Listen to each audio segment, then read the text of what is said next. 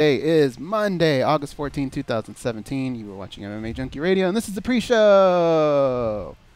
I just hit George with a movie quote, and it's a stupid quote. I mean, it'd be hard to remember this. You know, I just heard it, so that's why I thought maybe he would remember it. Can you give me a hint? An African-American said it.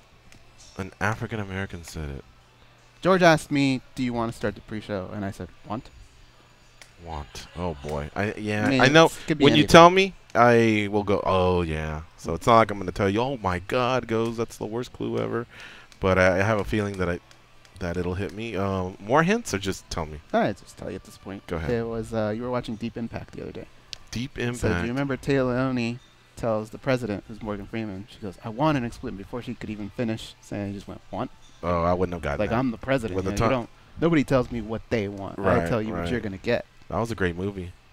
I become kind of a softie because I get emotional. You know, yeah, when he was saying bye to his son and all that. Hello. What's up, Angelo? The astronauts are, I guess that's what they are, that are part of the mission, and they realize Robert Duvall says, "Hey, we do have one more shot to, blast this meteor." And yeah. Anyway, it's 1998. It was a movie called Deep Impact, and it was similar to Armageddon. So if you ever saw Armageddon with Ben Affleck, same thing, same premise. I mean, same premise. A meteor, a comet, whatever. But one of them was absolutely ridiculous, and the other one actually somewhat made sense. Yes, correct. Hey, the fate of the world is on the line. Let's send all these maniacs. That never happened. Boxing coach Angelo Reyes is going to be our co-host this first hour. I got a gift for you. Oh, thank you. For you, sir. Thank you. And for you, goes. Thank you. Here you go. Did you send out a text 30 minutes earlier to your friend? Oh, yes. For the reminder? Okay. Yes, 100%. Actually, I'll show you. I believe you. He's ready to go. All right. He's calling in? Yeah. I'll see. I'll just say now. Yeah. Did I give you the number already? Goes gave it to me. All right, cool. So the show for today consists of George Masvidal he's gonna join us during the show. Oh, yes. Oh, wait, the Nevada Boxing Hall.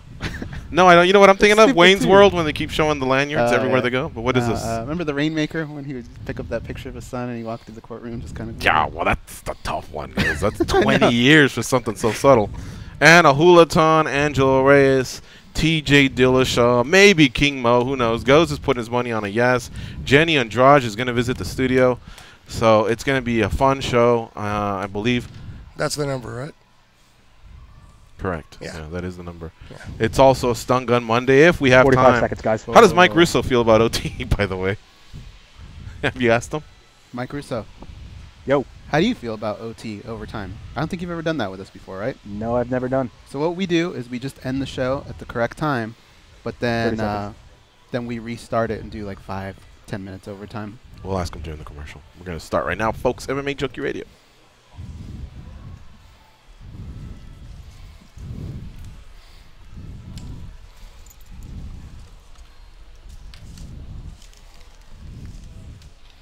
Ten seconds, guys. Check VX.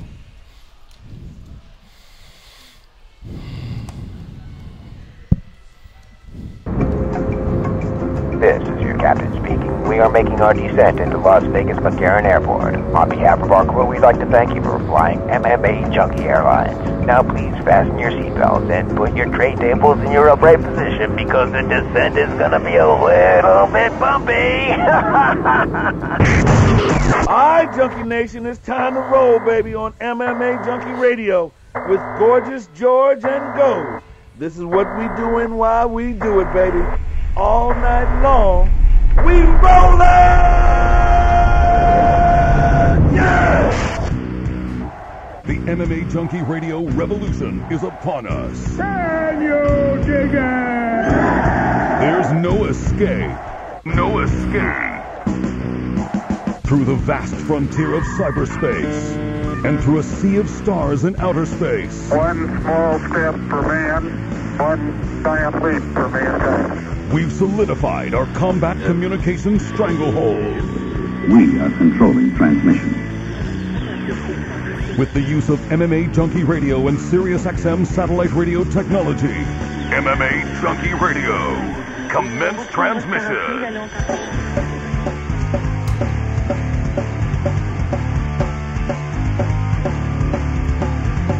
Live from MMAjunkie Radio HQ in the fight capital of the world, Las Vegas, Nevada. Here are your hosts, Gorgeous George and Go. From the fight capital of the world, inside the beautiful Mandalay Bay Racing Sportsbook, you are listening to the MMA Radio Show, the only show that matters. I'm your host, Gorgeous George. With me, as always, is the devious and dastardly Goes, Ari's co-host, back east, handling all the producing duties, Mike Russo. Sitting to my right, our co-host for the first hour, boxing and MMA striking coach, Angelo Reyes. Thank you, sir. What's up, guys? How was your weekend? Oh, it was awesome. Nevada Boxing Hall of Fame. It was awesome. Yeah, it goes. Very good weekend. I very much enjoyed it. Yeah? All right, cool. Well, I'm glad you guys are all energized and rested and ready to go. Really, really nice weekend. Okay. Yeah, relaxing. Yeah, relaxing. Well, yeah, relaxing, but work, but at my own pace, not having to worry about showing up here, just kind of putting out other types of fires. I figured you were busy because I invited you to the Nevada Boxing Hall of Fame. With like about an hour and a half to go. I'm sorry, before dude. It started. I'm That's sorry. his deal. The only time I've ever he's invited me to do his show again 90 minutes before it's supposed to start. Nevada Boxing Hall of Fame. So obviously, like, but here I was choice number 8 or 9. Yeah, no, that's not even what happened. So Jeremy Long was supposed to be there, and the Nevada co-host on the Cage Siders, right? And Nevada Boxing Hall of Fame had gotten because I'm the +1 or whatever for Anna Julaton, who was inducting Lucia Rijker. So then I had the extra one. And then Jeremy has to do all this stuff for his house. So I'm like, oh, man. So right in my head, this was my checklist, George.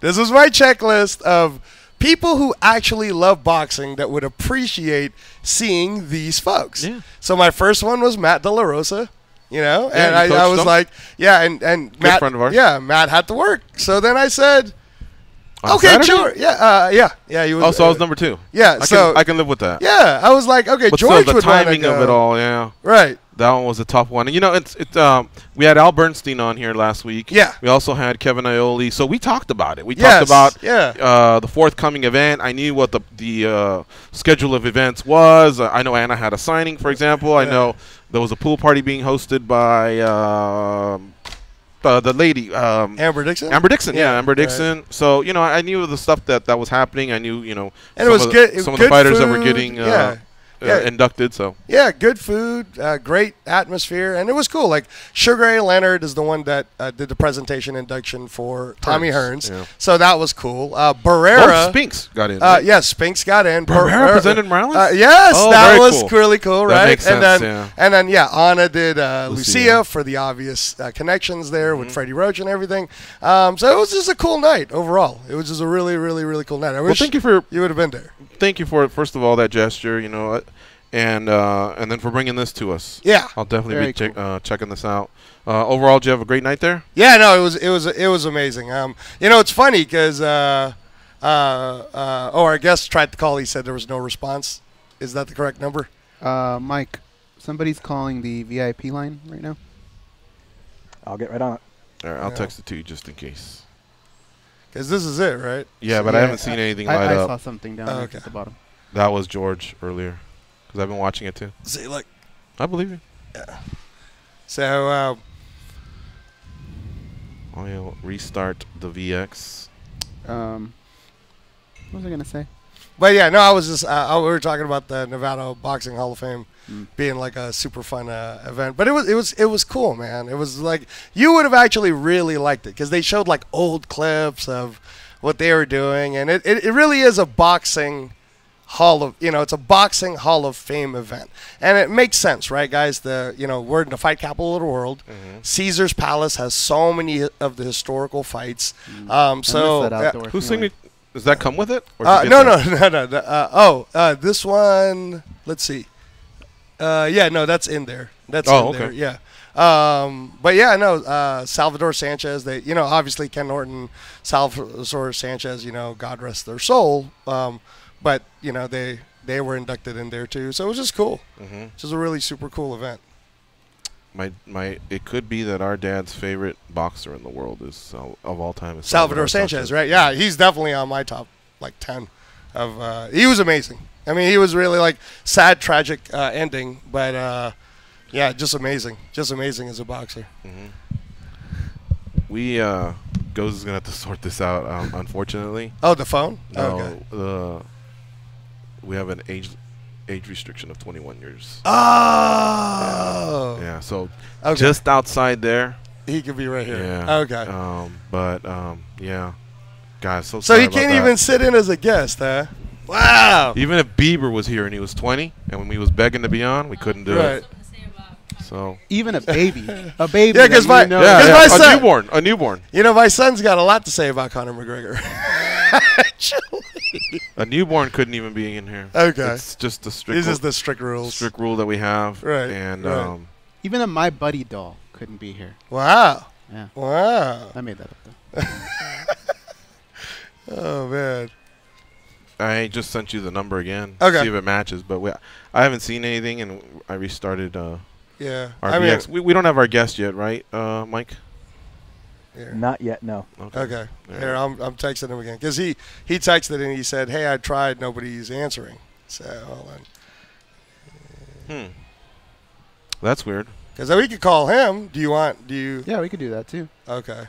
How you doing, by the way? Let me see the number. Me? Yeah. Trying to sort this out, so you better ask him how he's doing. Mike Russo?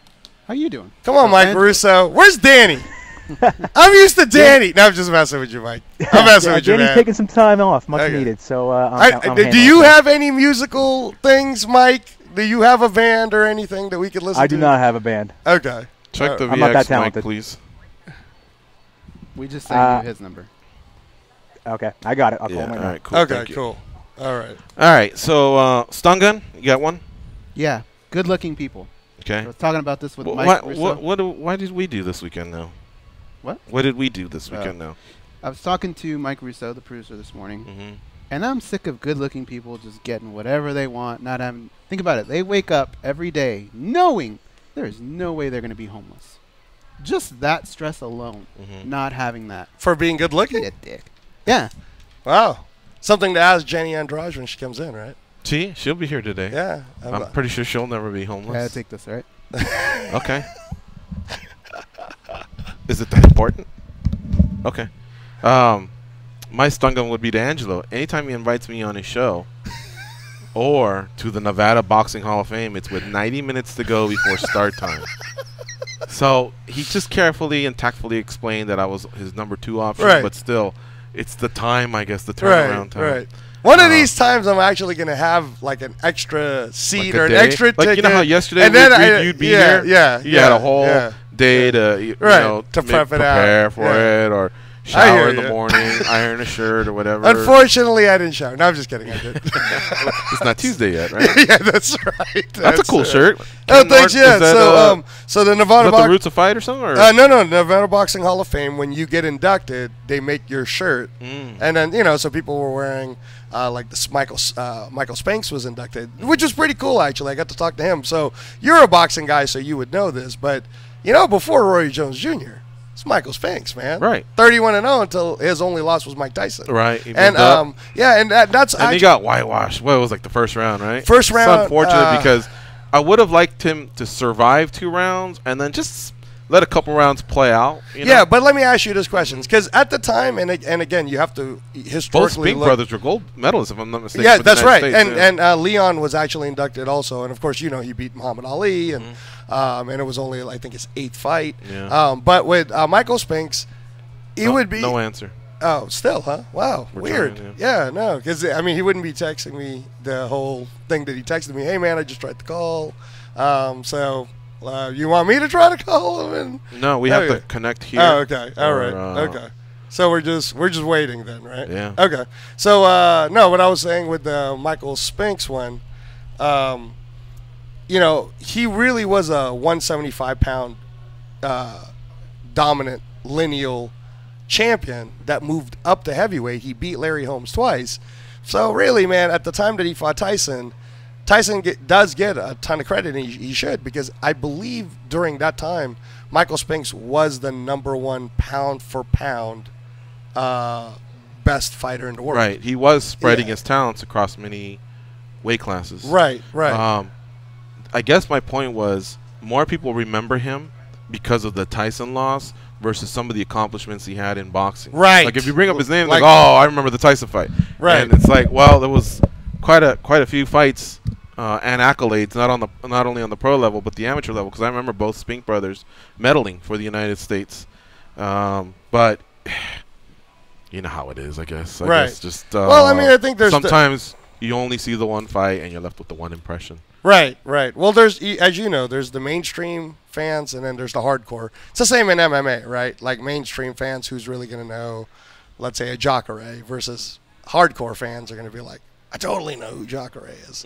Kind of the same type of idea, you know. Right. And we're in a different media era now with social media and everybody's talking more. I mean, you know, that's why everybody's getting more famous. Like, I'll ask you this question. Do you think that if Conor McGregor was fighting Floyd Mayweather, but it was during the 80s, you know, would it have really mattered that much? You know what I'm saying? Like, we're in a different era where we're so No, it wouldn't have mattered as much. It would have mattered as much for that time. I remember, Angelo, watching a lot of fights via closed circuit back then. Right. So I don't know if I don't know if people define a big fight because of just pay-per-view numbers or because of a gate or the legacy of what it left. You know what I mean? So for me, back then, when I started being a fan, was late 70s, early 80s. To me, if that fight takes place and we all watched it and we all cared about it, then it was a big fight. But it wouldn't have registered the type of numbers that it registers now. And that's what it takes for some people's criteria to call it a big fight. And that's unfortunate because I saw a lot of fights on free TV on CBS. One of my favorite fights ever is Alexis Arguello versus Aaron Pryor. Yes. They did two great ones. Yes. But I saw them both on CBS. And so, so there wasn't like, I mean, I'm sure there was a great gate for it, but there wasn't pay-per-views or anything else other than just that. And but still, you know, I walked away, whew. Yeah, but that's what memory. Remember, that's what I was telling you is a couple of years ago when I started getting really heavy into MMA, I said this is one of the reasons why MMA is becoming more mainstream in America is because of Fox, and they keep showing it on free TV. And the more you show it on free TV, just people get used to it, man. People don't want to work as hard, you know what I mean, to have to go get the fight. You know, like I actually saw an article, I think Kevin Iole wrote it, where he wrote the McGregor-Mayweather pay-per-view might be the most, like, illegally watched. You know, like, you know how you can watch it online for free? Yeah. If more people are going to pay for it, that means more people are going to illegally stream it because more people just care about it. Right, yeah. right. So, do we have an update? Yeah, no. There. Is it? Okay. Him? Yeah, are we ready to go, Mike? Yeah. Awesome. I think we are still trying to reach him. Oh, okay. Here, I'm getting a message right now. Here, I could try to call him right now, George. I'll step off. Let's take a break. Sure, let's take a break. You're listening to MMA Junkie Radio on Sirius XM Rush 93. We will see if we can sort this out right now and have a nice surprise guest for you all. It's Coach Angelo Reyes in studio with us, and we have a fun show today, August 14th here on a Monday as we creep closer to Mayweather-McGregor. We'll be right back after this message.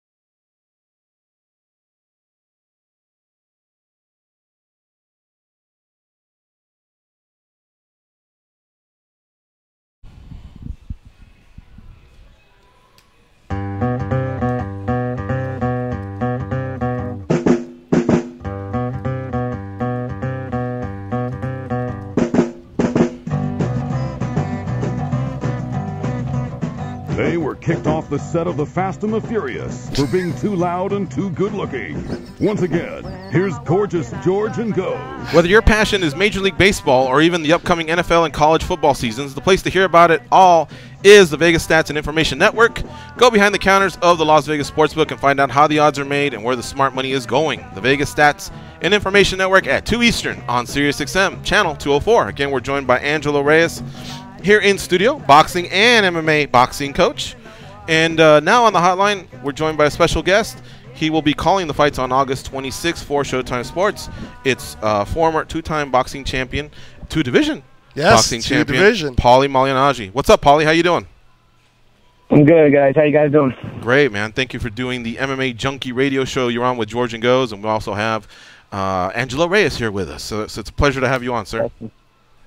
Awesome, man. My pleasure. Pleasure all mine. Paulie, you know, it's funny because we were just talking with Angelo. I would think that your phone would be blowing up more because you're on the call for this huge fight on the 26th. So people would be asking, you know, a breakdown. How do you see this all going? And it's actually been the exact opposite, I imagine. I mean, maybe you can confirm, but it looks like most of the stuff has to do with your time spent with Conor McGregor and everything that's come out of that.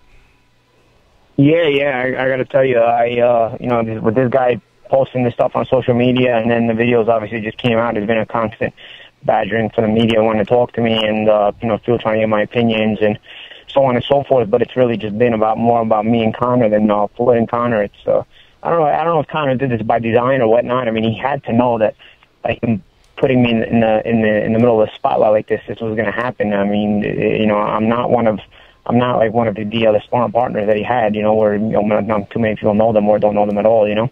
So a piece of me thinks like this guy like sort of did this on purpose, because I mean, my phone was totally normal. It was fine. You know, I was getting called about the broadcast, obviously, because, you know, I worked the press tour and whatnot, but it wasn't to this extent. And then, you know, he started posting social media stuff on, and then it just went off the chains, you know. Yeah, and then Dana White posted, I guess, you know, those clips on Instagram, and it looked like you weren't too happy with him, if I, you know, source a tweet you had there, too. You know what it is? You know, first of all, you know, Dana's the, you know, he's obviously the ringleader of this whole thing. You know, he's like, the guy looks like the Pillsbury Doughboy minus the hat. You know, I mean, the guy, the guy's the only guy in Vegas I can see that lives under the sun every day and has no tan. I mean, I don't know what he does with his life every day. But besides that, I mean, he obviously is a ringleader of all this, but the footage, you know, they know who had the footage. I mean, Conor's people recorded it, you know. Actually, when we went to camp, they made like they weren't going to record videos. You know, meantime, they were probably recording videos the whole time, you know. And this whole edited thing, you know, at first I was like, you know, when it came out, I was like, man, that's done really well. Like, I had to look at it like 2 or 3 times, because I was like, I do not remember it looking like this, you know. And then when you know, I saw it slowed down and everything, I'm like, I was like, all right, you know, now I can remember this, because I remember the sequence of me going down. I remember no punch landed. Nobody in the entire gym thought any punch landed. Joe Cortez didn't even blink, saying no knockdown. Like, it didn't look anywhere near as like controversial as this footage had made it out to be. You know, the editing was, and the angles of the cameras that they used were, you know, were done in an excellent manner. This was like a Hollywood style edit, you know. But like I said, it even took me like 2 or 3 times to watch it to realize, you know, oh yeah, this is kind of what I remember. You know, obviously I don't remember it exactly like that. I thought he was more of a push off instead of him pushing down on my neck, you know, in the moment of action. You don't remember exactly how it was. But once I took a look at it, I said, all right, you know, I do figure out how this is. You know, obviously no shot landed, but you know, it's I can see how I went down here, you know. And of course he mixed in the 12th round, which, you know, I said from the start I didn't do very well in the 12th round, you know. He starts the highlight clip with that 12th round highlight of him landing the left hand. If only Conor knew how to turn punches over. I mean, he smacks, you know. You know what it is? I like the guy, you know. He's cute, you know. Like he's like the little engine that could, you know. Like he wants somebody. He's loud, and he wants everybody to think he can box, and he wants everybody to think he can punch.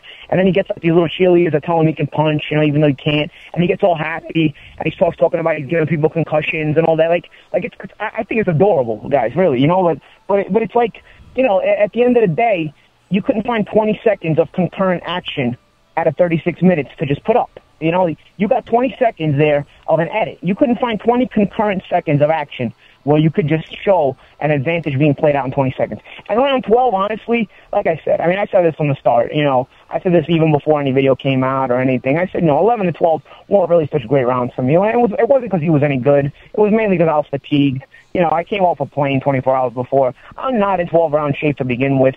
Sparring partners don't usually go 12 rounds anyway. You know, so, of course, you know, that fatigue was going to play into the factor, and I always admit it. You know, one thing about me, I always cover myself with the truth. You know, all the video really showed was everything I had to reset. You know, I had, you know, if you go right before the highlight of the push down knockdown sequence, you know, I'm talking trash. I got up talking trash. You know, you don't see it because it's edited right from where he's going to start throwing punches, and then it ends right when I hit the canvas. So you don't see the ref saying no knockdown. You don't see me getting off as the ref is wiping off my gloves. I'm talking shit to him. You know, you don't see any of that, you know. So of course, you know, you're going to try to play me as a liar as much as you can. But if you really think about it, everything I said before even this video came out was true. You know what I'm saying? I said, you know, there's a push down knockdown in there. I was talking shit before it happened. You know, you're not going to see that, but you do see the push down knockdown. And then I said, you know, 11, 12 were not good rounds for me. You know, I don't remember exactly, you know, how they played out, but I remembered that particular left hand was something I got hit with in round 12. And then I remember at the end of that sequence where he shoved me into the ropes, and that sequence ends, you know. As a matter of fact, I bounced off those ropes and started punching back at him there, but, you know, you don't see that part because they edited it back to the round where I go down, you know. So it was a nice little Hollywood edit, nice little footage.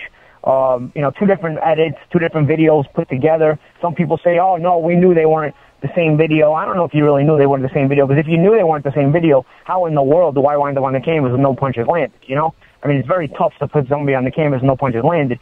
In MMA, you get credit for a takedown, you know? In boxing, you actually have to do damage to score points. You don't get credit for tackling anybody or putting them off balance or making them touch the canvas because you pushed them down or held their head down in Muay Thai lock or whatever it is, you know? We know what boxing is. You only score damage, you only score punches landed. Like I said, he's a little engine that could, the guy. He's cute. Like, he throws these punches, he's walking as he's throwing them. None of his shots are even planted. Like, if you look at even that little right hook he throws inside when he's holding the back of my head down, he's moving his back leg. His back leg is off the ground moving. Like, so even if he would have landed, there would have been nothing on it. You know, it's cute the way he tries to get everything done, but it's just, you know, he's trying so hard to be legitimate. It's like, go train, little buddy. You know what I mean? I feel like telling him, it's going to be all right, little buddy. You know, the 26 is going to come. You know, it might be a tough night, but you're going to give it your best, because, you know, that's what you do. You always give it your best. But, you know, he's so hell-bent on being this legitimate guy, and let me show how legitimate I am. Let me figure out videos to splice up and edit and put them out there. Like, guys, it's cute. I really think it's cute. Who are you more pissed at, Conor or Dana? I think at the end of the day, I don't know if I'm more pissed at any one of them. I think I was more unhappy with the situation. I think Conor probably is in charge of everything. Dana's just funny, but I already know about Dana. I mean, Dana robs the UFC fighters blind, you know, like, you know, I mean, I've never met an MMA fighter that actually liked Dana. You know, like, I had anything good to say about Dana. I'm still looking for one. You know, like, sometimes they don't talk about him, don't get me wrong, but when Dana comes up in a conversation with MMA fighters, I've yet to hear anybody say, wow, that guy's great, or that guy treats us so good, or that guy's a good guy. I've yet to hear that. I'm still waiting for that, but I'm not going to hold my breath or I might turn blue. So it's kind of, I would expect that. You know, after the sparring, Dana tried to talk to me a minute, like saying, "Hey, nice work, that was good," like all that. And I kind of brushed him off anyway because like, I don't personally like the guy. I had never met him before, but I don't personally have any respect for the guy. I like the guy. You know what I mean? So it wasn't like a long conversation. It was just kind of like I kind of gave him a nod and said like, yeah, thanks, you know, whatever, and kind of brushed him off. But like he was trying to like talk to me after, like trying to be like friendly with me. Like don't like I know what you're about, bro. You know what I mean? Don't give me this bullshit. You know, like don't get mad now. You know, because I punked you and like I don't want to talk to you. And even during the sparring session, I was yelling at you because I was telling you how useless your fighter was. Like don't get all mad now. You know, don't be childish. You know what I'm saying? Damn, okay, so it was getting pretty heated in there. Well, you know, this is what I'll tell you guys, and this is why, you know, I mean, I've known Paulie since our wildcard days, and he's honest, man. I mean, it's like me when you guys first started meeting me. Like me or hate me for what I'm going to say. If you ask me a question, I'm going to tell you what it is. And I might be wrong sometimes, but if my opinion is going to be my opinion anyways, right? And, you know, like okay, here's one that pissed me off about Conor. I'll say this. So I saw it when he was talking about how he destroyed Paulie and he was concussed and sparring partners were talking about this and talking about that. Dude, I saw, so I think Paulie got home that night at like 2:30 in the morning because it was late or something from the gym, right, Paulie? Like it was like 2 or 2:30 in the morning, and then he had to get up because I think Al Heyman's group was picking him up at like 11 or something like that. So I was already with Paulie about 2 p.m., 2 p.m., 3 p.m. I was with Paulie, and I'm telling you, so that's the first. That's because they got him locked up in that crack house or whatever. they that's the first time I see him, and I know George because there's been hard sparring sessions for Anna in the past, or when we were at Wildcard, we saw some people have hard sparring sessions, or Frank Mears had some hard sparring sessions. He's even talked to you about where he was getting hit, right? When I saw Paulie, there was no indication that it was a hard sparring session. In fact, it was the complete opposite. It was like, we're seeing him, he's seeing us. We're like, hey, bro. He's like, hey, man. Like, and everything was just happy. So in my head, when Conor was like, oh, man, he was concussed, I would know if a fighter was concussed the next day, just depending on how they look. And that's why it's even funny. We have that picture of Paulie talking to Frank and Anna and at Drysdale's gym because Paulie's really, he loves the MMA community. He's interested in the MMA community. His brother freaking studied under, what's the teacher's name for jiu-jitsu, Paulie? Marcelo Garcia. Marcelo Garcia, okay. Right. So Paulie loves the best MMA. Ever. Yeah, Paulie is a big fan of the MMA. In fact, that day, the first week he came here, he did the 8-rounder, which was only supposed to be 6, but Paulie was a professional. He still did 8. That Saturday, he was supposed to spar Conor. And for whatever fucking reason, Conor, didn't want to spar or whatever, right? That day, Paulie was blowing me up going, hey, Angelo, man, so where are we going to watch the UFC fights? Where are we going to watch Weidman Gastelum? Man, I wish I was there because this guy didn't even use me for sparring. I could have just been there. So this, Paulie respects and loves the MMA community. Right. I was supposed to go to that Weidman fight, but they called me to camp, so I couldn't go. Right. And then they told me they can't use me once that week. Yeah, I was because the Weidman fight was at the Nassau Coliseum, so I'm not far from where I live. Yeah. So that's so all I'm saying is, like, just don't lie about it, Conor. Like, just, either say nothing or say the truth, but don't lie. You don't have to go, oh, he was concussed. Dude, I was hanging out with him. If that's what a concussion looks like, then, like we were laughing, we were having a blast. You could ask Frank Mir, you could ask Anna, just don't lie, man. In the boxing world, we just don't like liars, don't lie. Well, that's why I say, like, it's cute. Like, they're trying so hard to legitimize themselves. They're adorable, They're like this cute little team, and they're adorable. Like, I talked about that. He put me in a crack house, and then Owen Roddy starts taking videos of the house he's staying in, and he's talking about, like, this isn't bad at all. This is the house we live in, and I'm like thinking to myself, Owen Roddy, I'm not in your house. That wasn't the house I stayed at. Like your house was nicer than ours, of course. You know what I'm saying? Like John Kavanaugh and everybody, those guys stayed at like a nicer house. But you refuse to record the house where I was staying at. You're trying to play like the house you're staying at is the one I stayed at. So just the fact that you're even trying to cover it up already shows me you know what I'm talking about. You know for a fact that I'm right, because you wouldn't be trying to cover it up like the house you're staying at is the house I stayed at if you were confident in the fact that, what I stayed at was a nice place. Like I said, Angelo picked me up from there. He saw what it looked like. I mean, and like I said, these are little petty things to argue about. These are more things that piss me off later on because, when I put everything together, you just put the whole package together and you're like, oh man, this guy, I had to deal with this, I had to deal with that, I had to deal with this, So it just became more of a nuisance. But like I said, I think it's adorable because they're trying so hard to like cover it all up and edit the video and then record with the house where they're staying at. So they kind of try to make me out to be a liar every time they say everything I get. And then all of a sudden you have the public workout and he looks like he looks like my baby nephew or niece can shadow box better. You know what I'm saying? And I'm looking at this video and I'm like, oh my God, they're gonna hammer him. He's gonna make himself look so bad right now. Like they're gonna, nobody's gonna take this guy seriously after this media workout, And then what do? They're not stupid. They're not stupid. They know how bad he looks.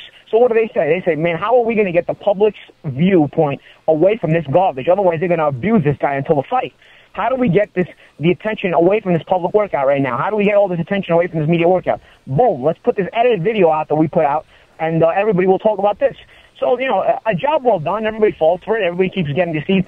The funny thing I think is it's not just the Conor team that's cute and the Conor himself. I think the whole MMA community in general, like, for, you know, the veterans of the community, I think, have taken my side. I've seen a couple of guys, you know, like obviously Frank, Randy Couture, Jose Aldo, you know, I've seen those guys, I've comments, and, you know, they back me a little bit. You know, a couple of the rookie guys, you know, they still think it's like MMA versus boxing. Like, it's way past MMA versus boxing. This isn't MMA versus boxing. You know, anybody that really sees any of my quotes, even before any of this, for years, I've always given respect to MMA. If you look at any of my quotes, I think anytime somebody's always asking the question, I've always given the same answer. Listen, if you fight for a living, whether it's boxing, whether it's MMA, whether it's kickboxing, whether it's karate, whatever, I have to give you respect, because fighting combat for a living is not the easiest way to make a living. You know, it's a very difficult way to make a living. So I always give a fighter of any caliber that respect. But, you know, some of these rookies obviously think like it's still MMA versus boxing. So I've seen a couple of like the UFC guys, the Bellator guys, like comment at me on social media, like,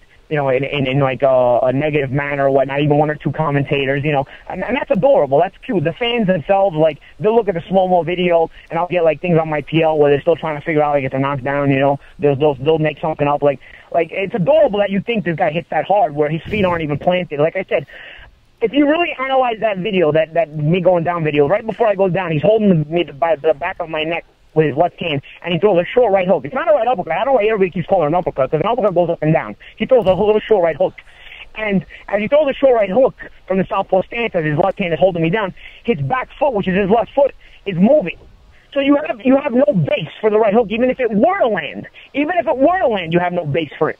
And it doesn't land, obviously, but even if it were to land, they have no base for it. Like, I think it's cute that, like, you could think, like, even that little shot landed, and, like, oh, no, that's the one that put him down. That landed. Like, dude, I think it's adorable that you actually think, like, a small shot like that puts somebody down. You know what I'm saying? It's like, it's cute. It's cute, like, on their part, on Conor's part, to try to convince the public.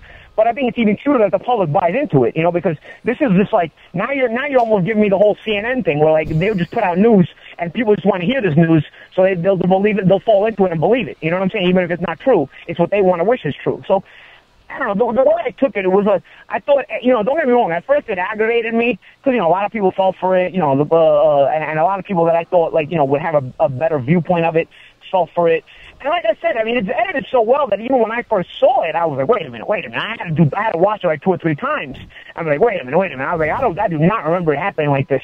And then as I watched it in slow-mo, I said, yeah, that makes sense, you know, because, like I said, inside the gym, it wasn't even a question. Like in real time, when we were inside the gym, it's just the way they edited it with the camera footage and the angle at which they recorded it, the angle at which the recording video was put out. It kind of leaves it up in the air even, you know what I'm saying? Like, but it wasn't even that close, you know? It's funny because in real time, nobody in the gym thought it was anything. Cortez instantly calls no knockdown, as you can see on the slow-mo video.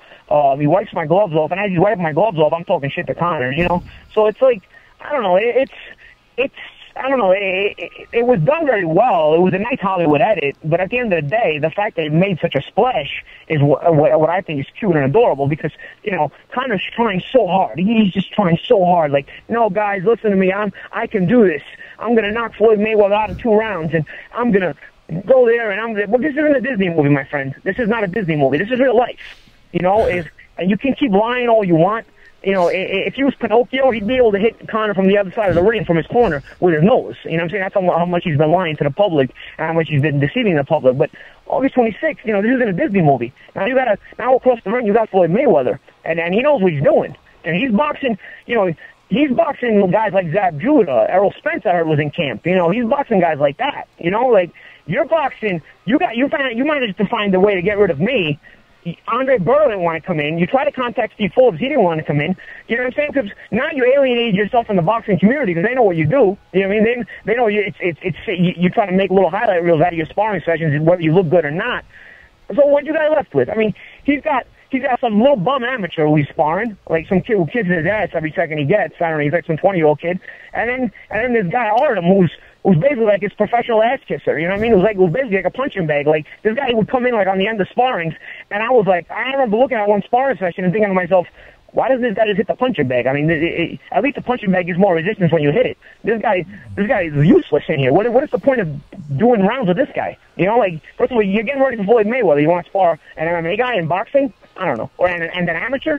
And that's what he got left with, essentially. You know, so this thing, make the comparison here. Make the comparison because, like I said, this isn't a Disney movie. And I don't think he got the memo that it's not a Disney movie. You know, the happy endings are only the ones you make. You know, the ones you work hard for. You don't want to suffer in training camp, buddy. You're going to suffer on fight night. It's very simple. It's the way it works. And I'm not talking about suffering by doing bike rides. I'm talking about suffering by getting the toughest sparring you can get, because that's what mentally breaks you and puts you in position to deal with that. And like I said, Floyd's dealing with it. Floyd deals with it all every training camp with those kind of sparring sessions. This guy, I don't know what he's looking for. Paulie Malignaggi, our guest here on MMA Junkie Radio, former two-time world boxing champ and also Showtime CBS boxing analyst. He'll be on the call for Mayweather-McGregor on August 26th. It is a pay-per-view.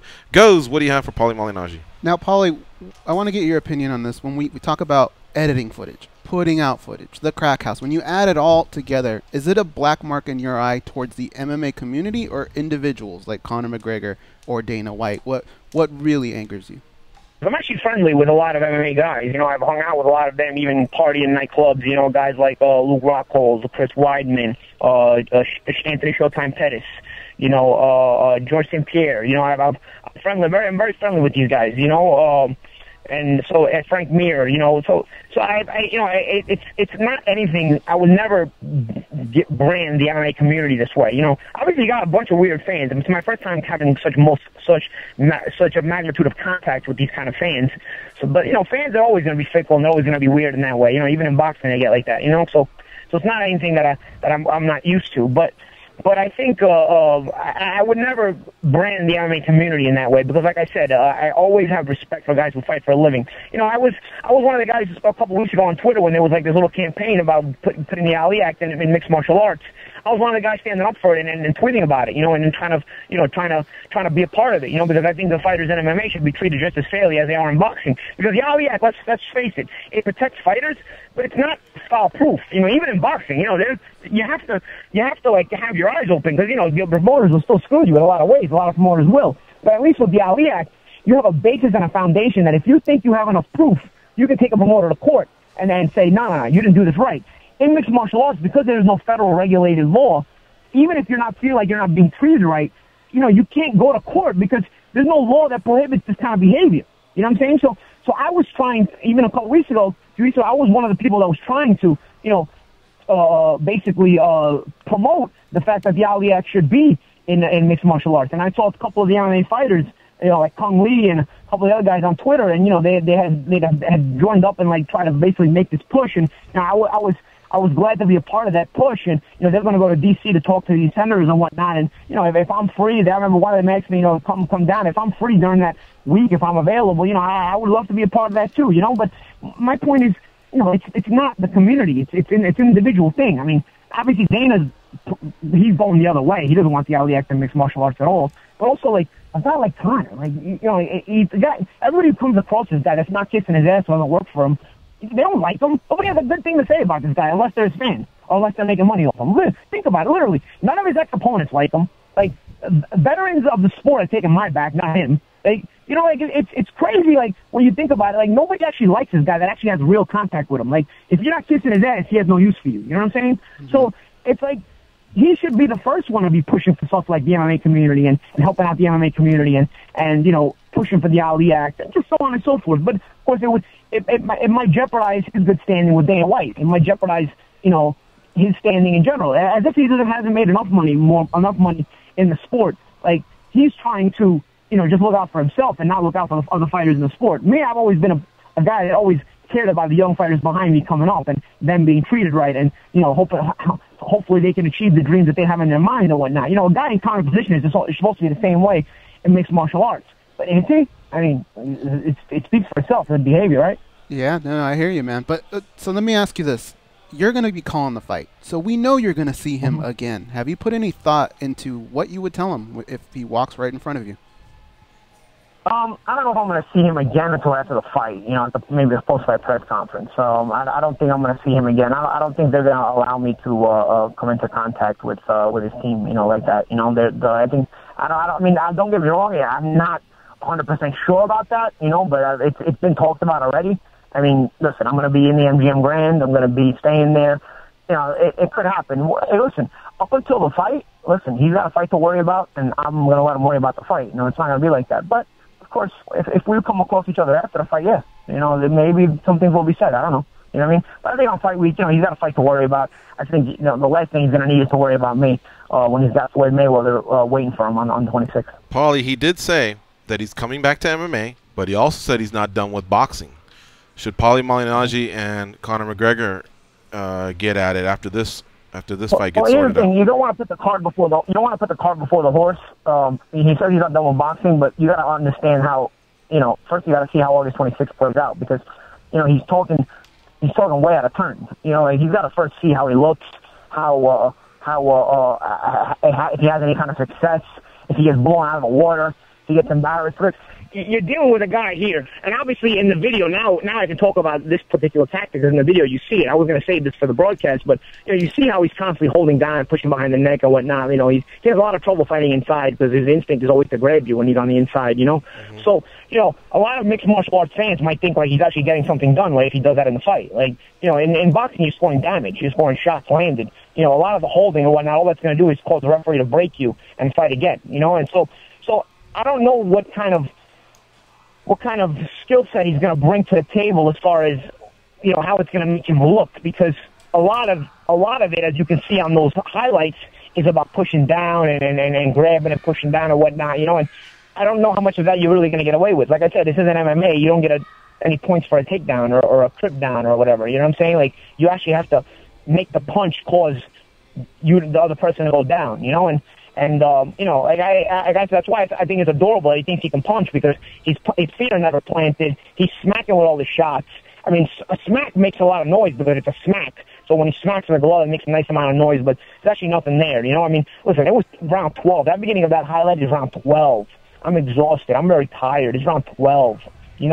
After about 10 rounds, I remember thinking to myself, I'm pretty satisfied with the work I've put in here, but I'm going to finish the 12 because that's what I'm supposed to do here, and on the principle that I'm supposed to go 12. I'm going to suffer through these last 2 rounds because I'm pretty satisfied with the first 10 rounds I gave this particular sparring session. So I had a feeling that I was going to take a couple of shots in those last 2 rounds. But number one, he can't punch, and number two, he was probably a little bit tired too, but I felt him fading at a certain point in the sparring session too. So round 12, he lands that particular combination, that particular shot, really, because, like I said, not all of round 12 was fought at that pace. That was just a snippet of it. I mean, because he's tired, too. So round 12 was also fought at a pretty slow pace aside from that particular moment. That's the point of taking the snippet and making it seem like something it's not. I'll tell you this much. I think there's interest in that fight if you want to make it happen, but maybe out of respect because this one hasn't happened yet, we'll tail off on it. Right. But I know after all this that's happened, I'd be in, especially if Conor wants to stick around and if you want to come out of retirement. I think there's a genuine interest in it, because let's face it, what is he really going to do in boxing? Was he going to fight Errol Spence? Was he going to fight the winner of Canelo Golovkin? No, I'm talking about Paulie Malignaggi. I'm talking about Conor versus Paulie Malignaggi. Yeah. Well, that's what I'm saying. Paulie Malignaggi was a retired guy, who's could still fight, but maybe it's past his prime, but it still generates a big name in the sport, in the event, and then the bad blood that's already inherent there. Paulie, with all due respect, that's what Floyd Mayweather was. A guy who's retired. He's done. He's older, and he got lulled out because it's a big payday. And now they created some heat, but your heat is really genuine. So I think it could be big. But listen, I thought about this. St. Patrick's Day falls on a Saturday next year. I think it would be. So there's my mind thinks at 100 miles an hour. You know what I mean? So yeah, there's things that'd be cool. St. Patrick's Day, Italy versus Ireland. I like it in Barclay, because Barclays Center would be the place to do that. Yeah. It starts to really, it starts to move. But I don't want to put the cart way ahead of the horse. All right. Let's see how he does. Fair enough. Let's say he looks really bad. With Floyd. Can you really ever sell him in boxing again? You know what I'm saying? Yeah. If he does even decent, yes, it's you got something there. But that's why you have to wait till 26th. You can't really talk about anything past the 26th. All right. Right now they've managed to cover up everything with this video. I think that was the point of releasing it, so that nobody would actually talk about his realistic chances. So you put out this video and you make everybody feel like oh man, he's handling a boxer. All right. And nobody's going to look at it as in depth as I've explained it to you. They're just going to look at it from the naked eye. And from the naked eye, like I told you, even for me, I was like, wow, I was like, this is a nice job. This video is done really well. You know, like I even had to look a couple times at it to realize, you know, okay, I see what they did. You know, like so, you know, nobody's going to analyze it like that. Is going to think anything different. Is going to think differently from the intended purpose of the video. So yeah, I mean, you have something there. Okay. But let's see the 26th first and see how that plays out. We appreciate your time.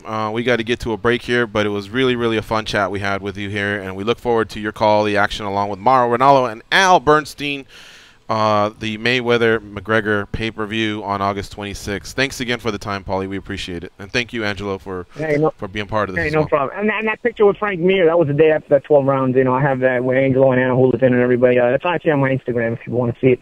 It's so you can see that I posted it that day. It was the day after after we boxed 12 rounds. So we'll check it out for sure. I think that's another thing about the proof that they'll probably never release the full 12 rounds of sparring because you know now you got this guy talking about he can cuss me. You know you got bum ass Artem talking about it was a legit knockdown. Why would they say it's a knockdown if they weren't going to release the video? Well, you know, like I said, the slow-mo video I put out already shows Cortez calling it a no knockdown. You know, so I think them putting out this discrepancy of that he can cuss me and he beat me up so bad. Now you can't put out the video because now you're gonna look stupid if you put out the video. So now, for me, when I heard those quotes from their team, I said, all right, this kind of ends the whole opportunity of them ever releasing this video. This is all talk because in reality, think about it. If he catches a royal beat down on 26th, what do you think he's gonna be thinking about putting out the video? I mean, they're gonna want everybody to forget about boxing in general at that point. You know, so you need him to perform first. We really thank you a lot, but with the producers in my ear, we have to go to a commercial. So sorry about this, Paulie. We'd love to continue, but thanks for this time, and hopefully we can have another chat soon. Take it easy. All right, see you, Paulie.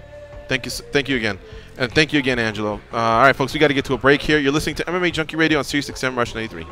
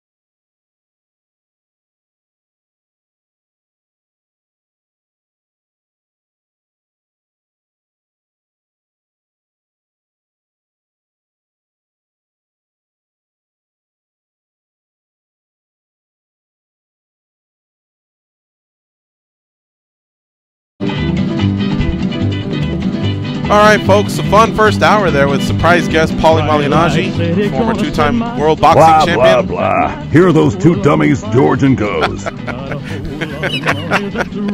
He just ran over me.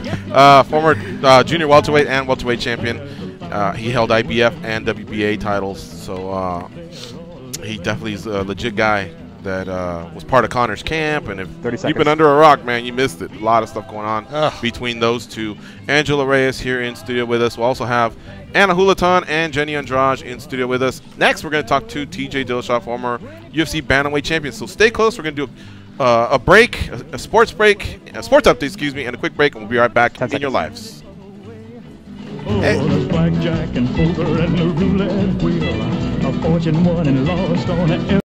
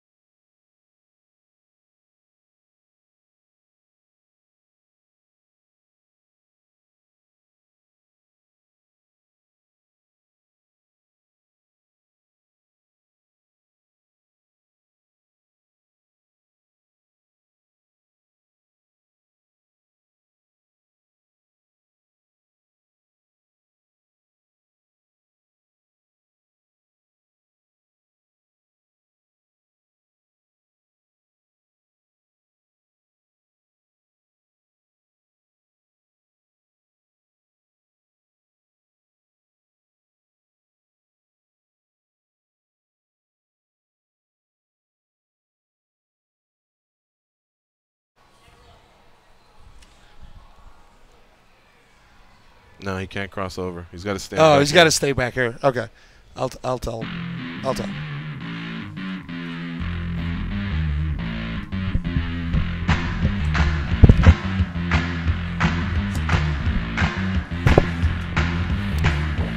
Turning your mic up now.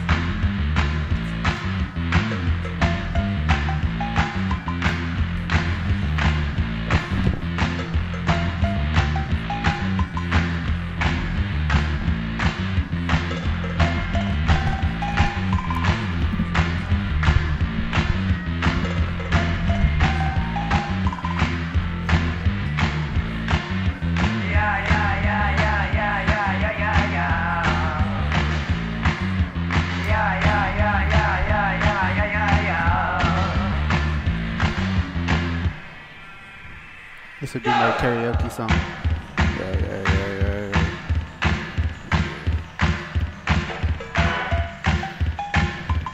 It's a good jam. I like this.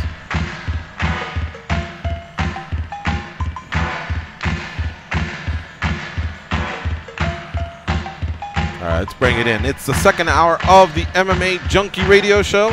What's that jam, Mike? What's it called? This is Go. Go. All right. Simple as that. Go. G-O.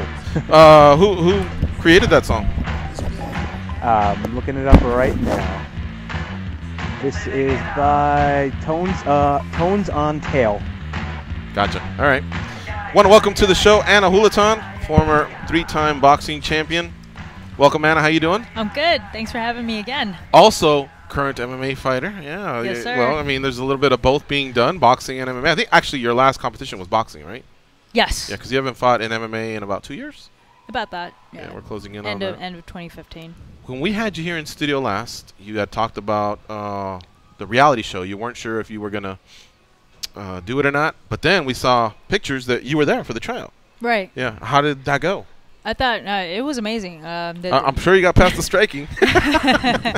I mean, overall, the experience was just it's just amazing just to see the support for women. There's a lot of them out there, and I mean, it wasn't like anything malicious or anything like that in terms of like how women were interacting with each other, which was refreshing for me. I was taking it all in, and you know, it was just nice to see a lot of very athletic, powerful women, and there's just a room full of them all trying out for the show. So, you know, I thought I did pretty good considering I wasn't even practicing MMA at that time. I was getting ready for a boxing fight. Yeah. And overall, it was just nice to have that experience. Everybody friendly then, huh? I thought if anything, like how you maybe said, maybe people would be a little standoffish since you all are going after the same thing, but everybody seemed cool. In my opinion, I thought so. I didn't feel any like ill vibes from anyone.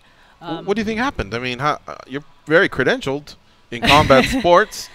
I think it's a great, yeah. I'm sure the boxing skills must have stood out, you know. Right. And so did they give you any feedback? Like, what happened? I mean, you made it past grappling too. Was there an interview process? Yeah, no, it was so thorough. It's so different than going into a boxing match. In a boxing match, it's almost like a mom and pop kind of scenario where you have a lot of these individuals that are going to deal with you, and it's not so official, like how it was for the TUF. Because in the TUF, you had the interview process, obviously the striking and the grappling portion, and then there's all these contracts you have to go through, and I'm talking about pages and pages and pages of it. So it ended up being like a whole day thing and a weekly thing where you're having a bunch of these women go get ready for or start doing all these medical checks, which takes forever. And it was just so thorough, and they were so efficient with their time. And you know, again, it was a great experience. It was something that I've never seen in boxing before. It's a little bit more individualized. I don't necessarily have to hang out with my opponent or anything like that. You have the A side, you have the B side, you have the red corner, the blue corner, and in boxing they usually keep it separate. But in this case, you know, you're just like, hey, let's all join together. It's almost like we're gonna go in hand, you know. And when did the tryout end, though? It was like a whole week process. Oh, so you made it further and further along. Well, I mean, the first day of grappling and striking. Yeah. So you have that. You have the you have a series of interviews that you would do with certain producers, and then you end up getting, I don't know how much of that. I'm sure it's okay now, right? Yeah, I mean the season's airing, so or not airing, but it's already they're filming it. So unless you're some sort of a backup in case someone gets hurt, then I don't think we're saying anything we're not supposed to say. Right. No, I so mean, you just got a phone call. Hey, we're not gonna. We chose our 16, and you're not one, unfortunately. Yeah, it worked out like that, and it was really cool where we got to talk with one of the producers, and I had to be on standby too, just in case. But in the meantime, I was able to work something else out with the other organizations. We're dealing with something with Bellator right now. My boxing promoter, Alan Tremblay, is actually talking with. And it's funny because I don't even know how much of it I can actually explain, but it's a lot of fun. All I can say right now is that there's a huge possibility and this great opportunity that can happen where it hasn't been done before, and it'll work out between boxing promoters, one of them being mine, Alan Tremblay, and Bellator. So. I'm just gonna keep it at that. So, okay, you're officially signed to Bellator or not yet? No. It's what I'm saying is we're in the works. There's this long-term thing that we're doing. As an MMA fighter? Yeah. But so you could possibly fight MMA for Bellator. Yes, but what I love about Bellator is that they give the fighters an opportunity to do other things. I can still box, which is nice, and the communication. Or kickbox too. They have kickbox. Yeah. If I end up wanting to go in that route, and so for me, it's a dream come true just to not get locked up, so to speak, into just one organization or one sport. And if I want to get the activity or if I want to work on a certain skill set, Bellator is able to do that for me. One of my teammates, Frank Mir, he's also working something out with Bellator as well. But he's also doing a grappling tournament where he's going to fight against Chael Sonnen over in September. And so with that said, he's able to do that, and by the time he's out of his contract with the UFC, then he'll start doing things with Bellator in the near future. So it's kind of cool to bounce around and be able to do the different arts. Well, if boxing is more on the top secret end, at least on Bellator, you can tell us negotiations are happening? Yes. Okay. Yes. There's a lot of pieces out there that I think anybody who's a hardcore fan can pretty much put this together, right?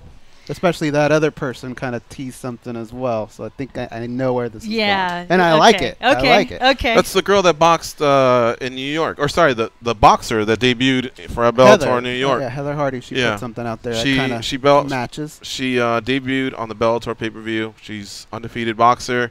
And 1-0 as an MMA fighter. So would you fight her in MMA?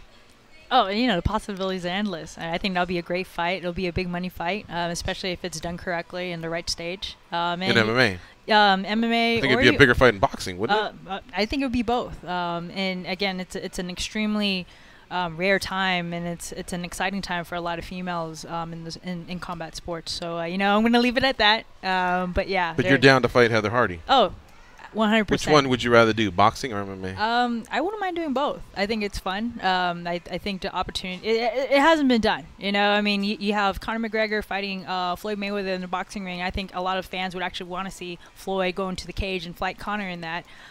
Versus like with me, I'm a rare case where I can do both. So. Which one would you rather do? I am liking the MMA a lot. Yeah. I am. Okay. My heart's always going to be what boxing. Give her that first loss in MMA. MMA, it's a different beast in all of itself, and it's nice to be able to spend the past few years to understand the striking aspect of it. Boxing is different than boxing in MMA, and the grappling portion of it. I've understood that jiu-jitsu is very different from jiu-jitsu MMA, and same as wrestling. Wrestling is different from wrestling in MMA. So, it's nice to be able to surround myself with people who know what they talk about, people who have experience. Someone like a Frank Mir, people like Angelo, who's Angelo? Been in oh, that's right. Yeah. Who's been in martial arts for a very long time. And this guy, he's like he never talks about himself. Like I bet you when you look at him, you would have never you look at him as a boxing coach, but you would never would expect him to be over in Asia and actually get his black belt in front of the Kung Fu Federation. I mean, that's one of the accomplishments that he's done in the past. And yeah, he's like hiding away.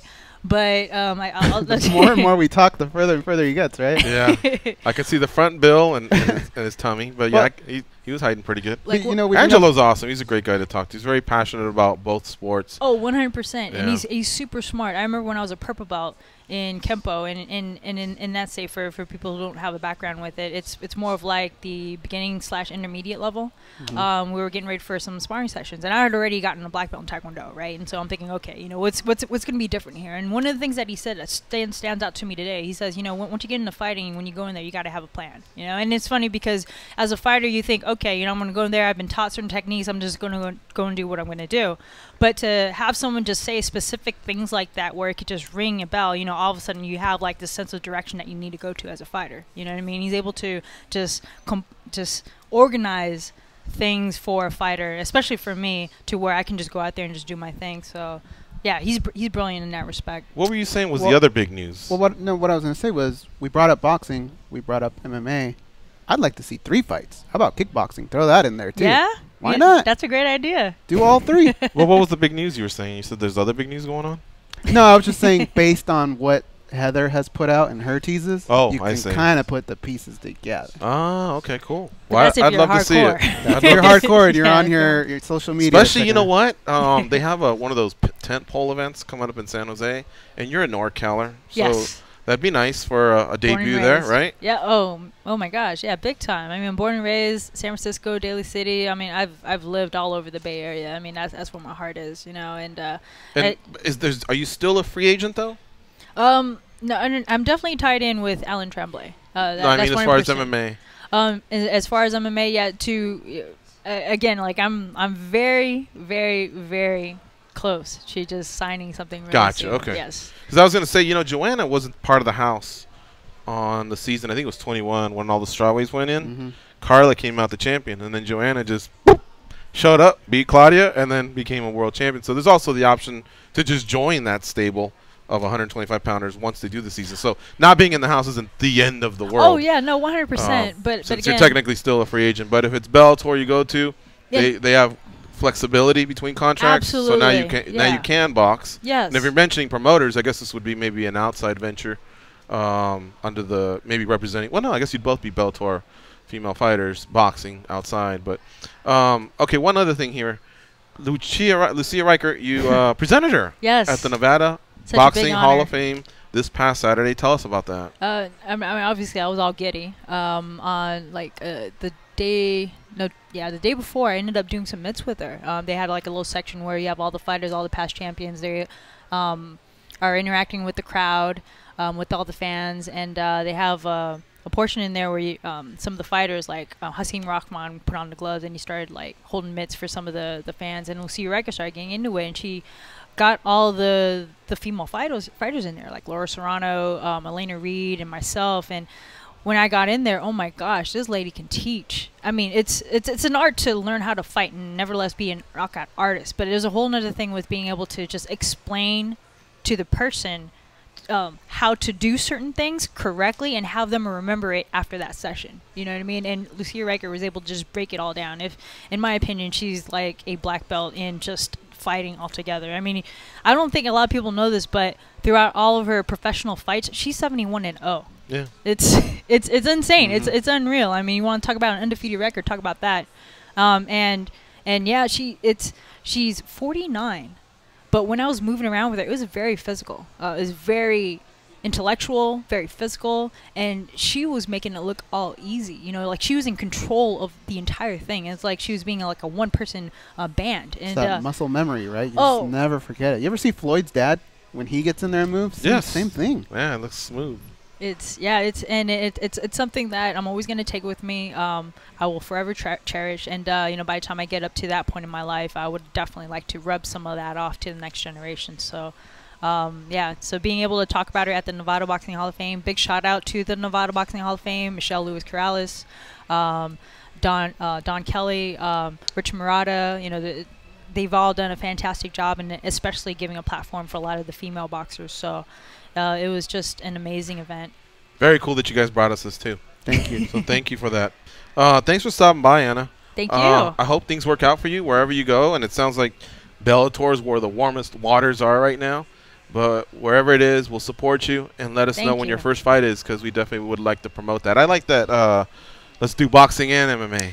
Yeah. Deal, you know. And I think that's the magic about Bellator, is that they're able to provide something like that. I think it'll be even fun where, you know, Frank goes in there, he does his thing, you know, submits people, knocks people out, whatever it may be, and he ends up, you know, fighting someone like a Tyson Fury in boxing, you know what I mean, and Bellator, like, hosting an event like that. So again, the possibilities are endless, and that's what I really, really, really love about Bellator versus like being locked up with a certain organization where all you can do is MMA.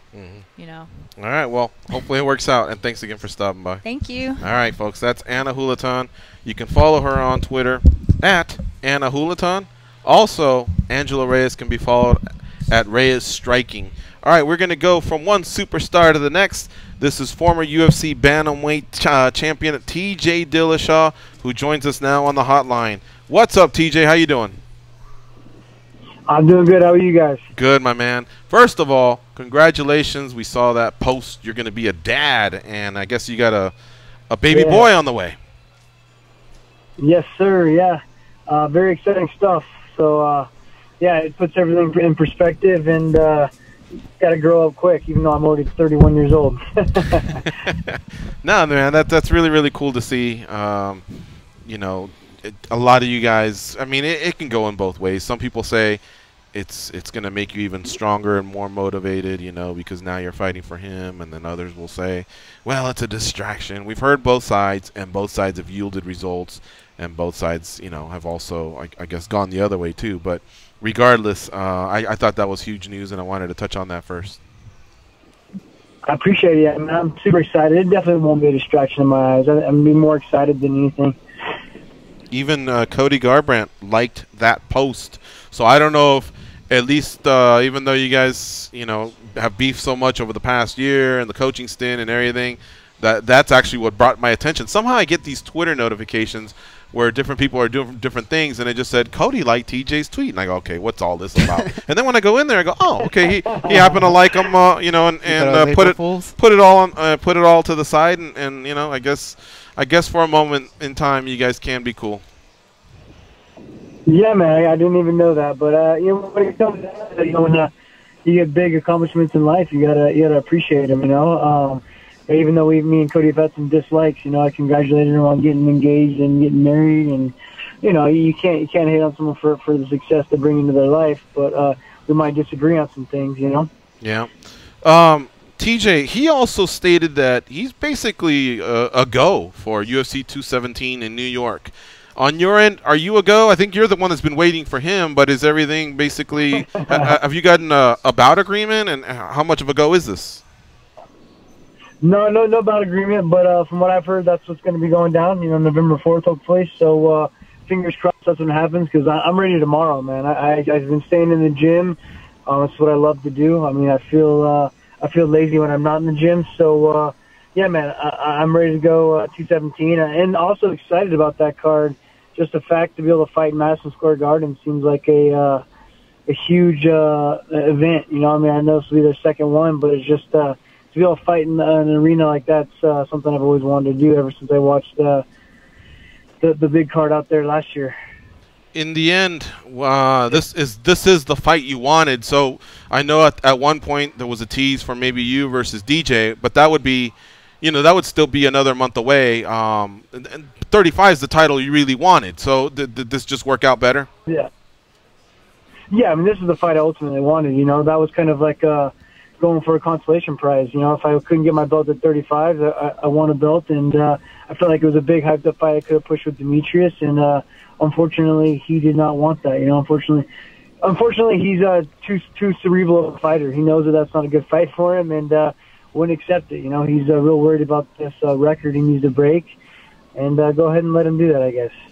At some point, if Demetrius is no longer there, or let's say he does want to do it, I mean, would you even entertain 25 talk again, or will it just be all about 35 going forward, you know, obviously with your plans on getting your title back? You know, I feel like 25s would be a fun challenge, you know. it's definitely something that's doable. Dana told me that I was going to be fighting Demetrius, and so within 3 weeks, I dropped my body weight waking up in the morning at 154 to 140. So a 14-pound swing by changing my diet up and working out a lot differently, and working with a new coach down in Southern California, Sam Calavita out of the training lab, has he's done wonders for my knowledge of the body and just the physiology and how everything works. And 25 is a possibility, man. I felt good dropping weight. I'm not a big 135-pounder, so it'd be a fun challenge to be able to get my belt back at 35 and see what the possibilities are. I want to ask you this question, and I want to do it very respectfully. I don't want you to think I'm trying to punk or nothing like that. But a long time ago, I was at the Palms. What do you say? Here we go. Yeah. A long time ago, I was at the Palms, and you hadn't even gone into the house yet. But it was one of those where, it was WEC, and so usually WEC always had like 4 or 5 guys from Team Alpha Male, and so they'd all kind of do their own private workout, and it would kind of be a big deal. You guys would all come down the elevator and everything, and if there was anyone as involved in the camp in the coaching role, because you weren't fighting that day, it was you. Guys were paying attention, and it was so much to the point where I even asked Benavidez, I go, "Who's that guy?" And he goes, "Oh, he's kind of our next beast. You'll see." A TJ Dillashaw. "Oh yeah, what's he like?" "He seems like he's very hands-on, like you were teaching very well." They go, "He is, but he's a fucking beast in the gym, man." He was telling me about you and spoke very highly of you. But what I can't understand, TJ, is like Jimmy Rivera, he has something to say about you. Then you and Faber, same thing. Cody, same thing. Like I don't understand where it ever got to the point where I guess you're just, I wouldn't say an easy target, but just a target for people to try and clown. Yeah, I don't know, man. I guess maybe it's just me getting out there and being around everyone. I think Jimmy Rivera was talking about some sparring footage we had back in the day, and obviously just the past with me and Alpha Male, there's obviously going to be stuff there, I wouldn't say clowning as much as jealousy. It comes out, it almost sounds like jealousy, really. It's gotten kind of childish and really embarrassing for how obsessed Alpha Male's kind of gotten with me and my career. It's kind of beating a dead horse and a little ridiculous. And then, Jimmy Rivera came out of left field. I think he's just trying to build his name and trying to get up to a title fight, which is understandable. So I think it's just all circumstances and the position I'm in. I'm on top, and I'm looking to get my belt back. And, it's just people are just, I think, a little bit jealous of the lifestyle and what I'm trying to accomplish. It makes things exciting, though, because the possibilities are endless. Then there was the DJ stuff over the summer, and of course him and Cruz in the past. So anytime TJ's name's thrown out there, I'm like, fuck yeah, bring it, man. Hopefully this starts registering for you at the pay-per-view, because you might as well make some good dough while you're out there putting on some of these classics that you've been involved in. Yeah, man, my name's definitely been in a lot of drama. I guess I tried drama into my life. I'm not really sure. Yeah. Goes, what do you have for TJ? TJ, I'm thinking of the Boxing Hall of Fame that just happened. I'm thinking of 2 guys, Sugar Ray Leonard and Thomas Hitman Hearns, who had battles throughout the years. Yet one guy was inducting the other guy, okay? Do you foresee in the future a moment where you and Cody could maybe get along and just put all this to rest? I don't really know. It all depends on I don't feel like I've ever gone out there and tried to attack the guy. I could care less of really like his life choices or what he's doing. Me and Cody got along in the past. I wouldn't say that we were friends, but like we didn't hang out outside the gym, but we got along. We were cordial with each other. But he was actually the first one that was going to follow me out to Colorado. So we had this mutual agreement, and we got along. We liked to train with each other. But he's just taken this whole Team Alpha Male versus everyone, like super loyal to Uriah thing to a whole nother level. Almost like he's got Uriah in his ear making his decisions for him. So it all depends on how he handles it himself, because I don't really go out and try to attack him or look for again, I guess I just attract drama to my life. I don't know, man. I don't really push for it, but it always seems to find me. So I guess I'm just subconsciously looking for it. I don't really know, man. But you hope that always beef can be squashed, but when it comes down to how much they try to tarnish my name, you kind of put the bitter taste in your mouth, So it's going to be kind of all up to him. And during the season, do you remember there was a point in time where one of the fighters said, I'm not too sure. I think it was, ATT. He didn't want to fight the Lima brother. And then Cody told him, is it your dream? Or is it all about, you know, like you got to pursue your own dream? So he was basically telling him, be selfish. Yeah, Hyder Hassan. He was basically saying, you have to be selfish in this sport. And, you know, that's something that I would point to. I honestly would. If Cody was sitting next to me, I'd go, hey, bro, that wasn't too consistent with what you're attacking this other guy for. And that's why some fans are tripping over all this. But regardless, I guess that ship kind of sailed with the season. What I am glad is that now they're all healthy, and fuck, dude, they get down in Madison Square Garden. That's going to be a huge fight. Sorry, Goes, I hijacked your line of questioning. Go ahead and finish out. TJ, if you look up and down the list of guys that you fought to this point, I know you love to solve puzzles, but is there one guy that you could point to and say, that guy is very similar to what Cody Garbrandt brings to the table? That I fought. You know, I mean, I guess the closest would probably be John Lineker, but he's too slow. You know, Cody's faster than that, but likes to throw wild hooks. Not the most technical, but you know, he's got some power in his hands, and you know, kind of throwing a bunch of hooks at you, almost like the smaller Vanderlei Silva. I'd say Cody's just a faster version of that. We also have Angelo Reyes with us, noted boxing coach. He wanted to ask you a question on the boxing side of things because he knows you're a big boxing fan and you've trained with Lomachenko in the past. So yeah, no, TJ. Go ahead, Angelo. So you know, I in training Frank Mir, I'd put him in there with you know, WBC world champ Berman Stavern and WBC cruiserweight champ Marco Huck. So I want to kind of get your experience on being with Lomachenko, because in the sport of boxing, we really look at Lomachenko as one of the highest black belts of boxing, especially with his amazing amateur record and all of that. You know, we kind of put him up there just like a Rigondeaux. So I just want to know, like, how did it feel being in there with him, just, you know, working? Dude, I think the first thing and the most outstanding thing about Lomachenko is his reaction times. You know, I've gone against other guys that have good movement, that move to move. You know, you miss punches on them just because they're moving. But I feel like Lomachenko's movement is so calculated that he sees everything. You know what I mean? Like, he's not just making you miss on accident because he's moving his head. He sees if you're throwing a body punch and he does that little, like, leaping jump back, or, you know, if you're throwing a jab or whatever it is, he's making sure that he knows, he's calculating it before it even gets there. And I feel like he's on a whole nother level with anybody I've ever sparred completely, you know. And very humble, awesome guy, brought me in, you know, showing me some stuff, and I actually felt welcomed at a boxing gym, which is kind of where I feel like, you know, I feel that a lot of boxing gyms kind of don't give a warm welcoming to MMA fighters. You know, they kind of have like this grudge against us. I've been into a couple of them that just kind of felt it, but you know, being around Lomachenko in this camp was amazing. Also, I got to hang out with Terrence Crawford, train with him. Oh, that's awesome. Terrence is awesome. Yeah. That's another beast right there. Yeah. Dude, his camp is awesome. Also, another great guy. He's just a straight-up killer, man. He's amazing as well. He's got a big fight coming up here on the 19th that I'm excited for as well. So I've gotten the chance to work with him.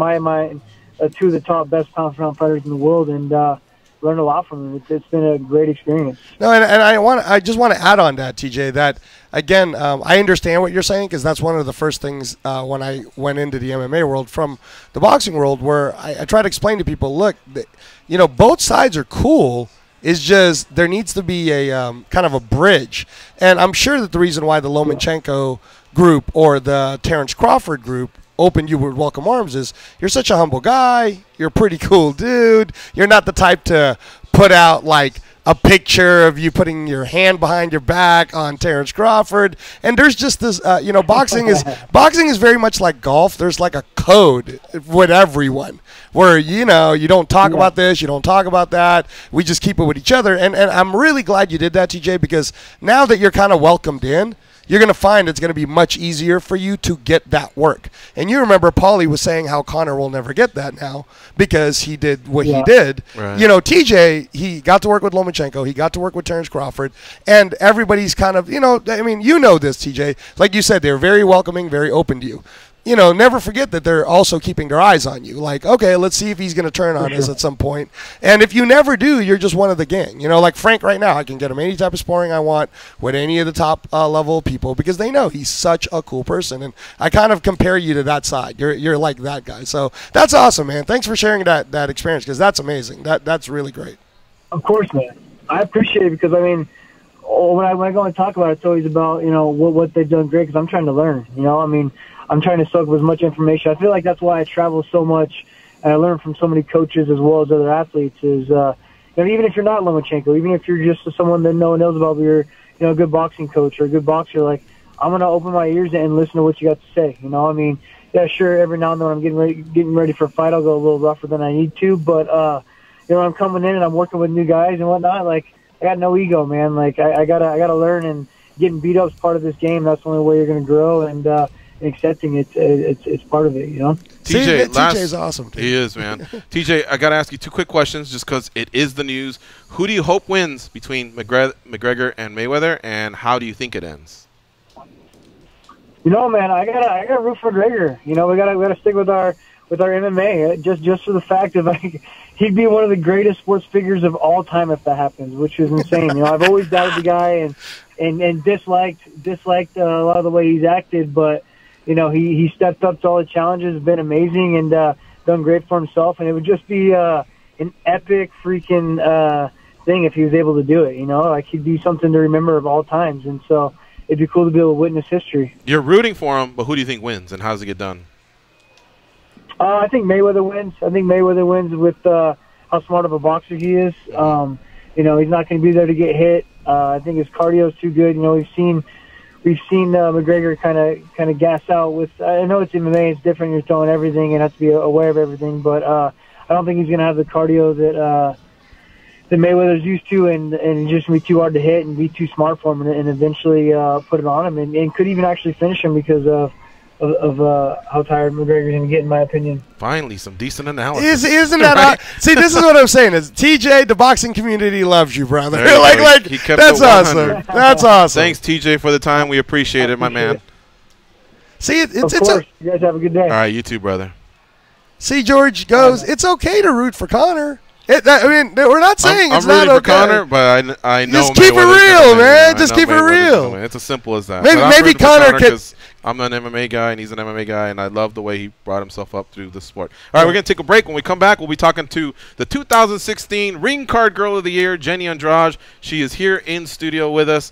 So stay close, folks, while we pay some bills. We'll be right back. Do you guys want her?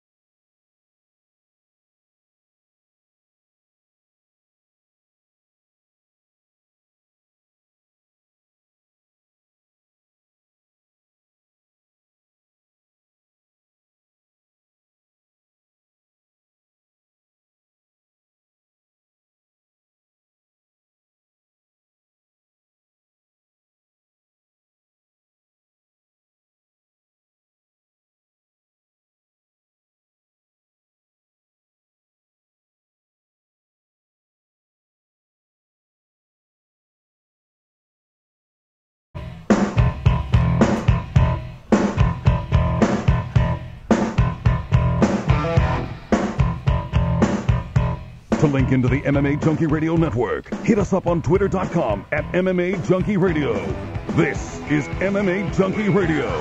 Here are your hosts, Gorgeous George and Goes.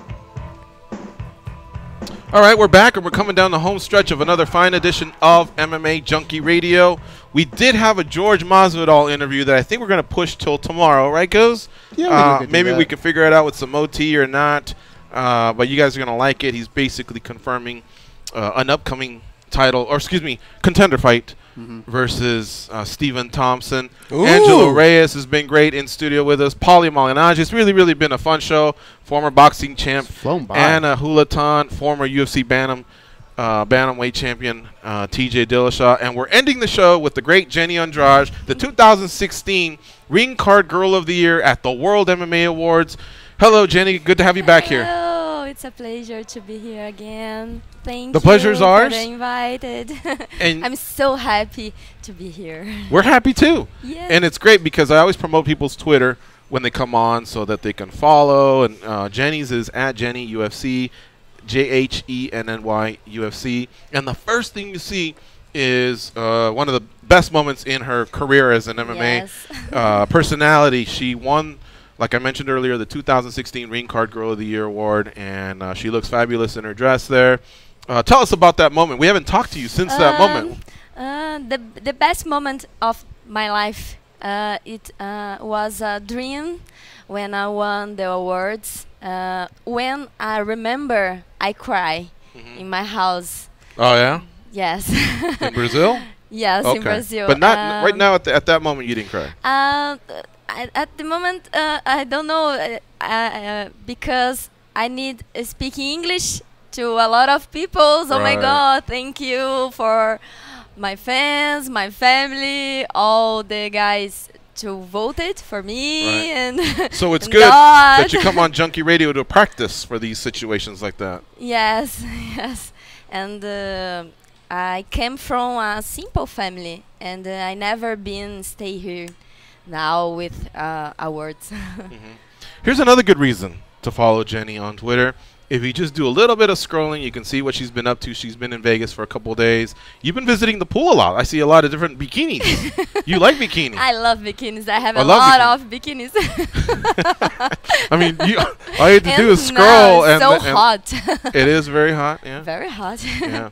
So what brings you to Vegas is the Super Contest. Yes, I have been invited by Oddshark. Do you know Oddshark? Oddshark, yeah. Yes, to the team of the Super Contest. A lot of journalists of around the world to join the team of the Super Contest. Yeah, and I needed to bet until January all the football games, American football games, and if I win, I win $1 million. Whoa! for betting on football? Yeah. So let me tell everybody. Yes. A lot of people don't know this. I need to bet all the games. But if you get it, you get $1 million. Yes, alone. What? Not my team, alone. Wow. Yeah. So the Super Contest, folks, every year it's at the Westgate, formerly the Las Vegas Hilton. It's based on American football, the NFL. And if I'm not mistaken, what they do is they pick 5 games out of the 16 games every week, or sometimes it's 14 with the buys. But you pick 5 games every week, and they basically chart it on the internet. And like Jhenny said, millions is given away. So you got million for first, second's probably like 500,000, 300, and it's the contest for all the NFL sharps in Las Vegas. So to win this, you got to be pretty good at picking NFL teams, and this thing just keeps getting bigger and bigger. John Anik participates in this. Yes. Sammy the Squid also participates in this. How come you're not participating in it, dude? For $1 million? Well, you got to pony up a lot. Here's the catch: it's $1,500 to get in, if I'm not mistaken. $1,500. So you want to loan me $1,500? I'll get in. Man, you're making more money than me, George. Hey, but in Las Vegas, it's not always about the best player. Sometimes it comes down to luck, right? Yeah, you have to have a little bit of luck as well. So that's what it is. And I'm not sure when the contest cuts off, but I'm pretty sure you can get in. And here's something you need to be cognizant about. If you're in, you don't have to live in Vegas. All right, you can be in as long as you have what's called a proxy, somebody that will go in and fill it out every week for you and turn it in at the Westgate, like Thursday or Friday before the games is when you have to do this. And get this, proxies make money too. So there's a lot of people that just live off being a proxy, because at $1,500, like a lot of people get in this, right, that aren't from out of town, and they pay the proxy every week to do this, and so that's kind of their job for the year. With your list, and you just do it. Yeah, there's people that have big Facebook pages just on being proxies or whatever. So how come you don't want to be a proxy? Because I mean, I don't know. It's probably better than Uber, right? You just do it once a week. I guess, yeah. I mean, you would have to like get into the known with these people, get them to trust you, and they put you down, and then you can be the person that represents them. But it's a real big deal here in Las Vegas. Man, I didn't even know about this. And I need help. No, I'll be your proxy. I'm in. Half and a half? Yeah, I'll go half and half. $500,000? I will take it. I'm in. I have a question. Okay. Who's the best team? Okay, not my favorite, because my favorite team is the Raiders. Because they're coming to Las Vegas. You didn't ask who has the most felons on their team. Okay, come on. Which one is your favorite team? Right now, I'd have to say that the best team would. The Patriots. I still think the Patriots because of what they've done. But my favorite team is the Raiders. So, but if we're trying to get money, I just want to pick the best teams. But for 1 million. Will you bet for Raiders? Oh, for $1 million? No. Hey, did you guys hear about Mayweather? 2 bets came in, $440,000 each, for a total of $880,000 on Floyd Mayweather. Oh my Talk God. about big bets. Sammy the Squid sent me, and I followed up on that. So that ticket's out there. It's on Twitter. Follow him on Twitter at Sammy T Squid. But 2 tickets, I think, out of the South Point Casino, $440 each. Different times, so it's 2 separate tickets. So basically, somebody's wagering $880,000 on Floyd Mayweather. On Floyd Mayweather by knockout or just straight? I think just to win. Okay. At the bet, McGregor win? The other guy bet Mayweather to win. Okay. Who do you think is going to win? Mayweather wins. I think so. Who do you want to win? Who? Yeah. Because no. Who do you want to win the fight? You think Mayweather's going to win, but who do you want to win? Who do you like better? Yeah. Do you like Mayweather better, or do you like McGregor better? In box? Yeah. In Only box? Yeah. Mayweather. Oh, you want Mayweather? Yes. But you're an MMA gal. Yes. No support for the MMA fighter? But now you can I know why. I know why. Box. Você não gosta de McGregor? No, I like the ele good noqueou guy. Aldo. Yes, Aldo. That's my favorite fighter. Yeah, so McGregor knocked out Aldo, so I don't think she likes McGregor. Yeah. Jhenny, do you have a favorite football team, American football? Patriots. Oh, Just Patriots. because of that? Patriots. Yeah, Patriots. See? Pick You another too. one. You know. No, well, she was saying it's the best team. Yes. Super Bowl champion. That makes sense, right? I guess, yeah. Nah, pick another one. They have better Another colors, one? better bikinis. Why do you like the Patriot Patriots? bikini ugly? Because Tom Brady. Tom Brady. Oh, Tom Brady. Okay. Come on, how many guys have liked? No, because the Patriots won the last year. Right. The Super Bowl. Yeah, but that's not gonna last. Pick another team. And now. Huh? And now. I think you should be a Washington Redskins fan. What? Yep. Yeah. What is And going George's on team with is you the San guys? Francisco 49ers. But Oh, don't God. pay Don't. San Francisco 49ers. Yeah. Yeah. You too. No, Redskins. Washington. Oh. And he likes the Raiders. I'm the Raiders. Divided. Who's your team, Jay? Ravens. Oh, Baltimore. I got some love for Baltimore. All right. Yeah. Now, how'd you get this job? Sorry? The Super Contest. How did you get that? How did you? Are you working for them or what is it? No, only invited. Oh, invite. Okay. Super To contest. participate Yes. in the Super Contest. Yes, I'm invited because the guys won people of the Brazil and Jhenny of the UFC, and I have 25 peoples in my team. Wow. Who's going to help you pick the teams? Angelo? Yes. Or Goes? Or Goes. Jay, or We can split it right now. I'll split it with you guys. She gave $500,000. But finish the guys.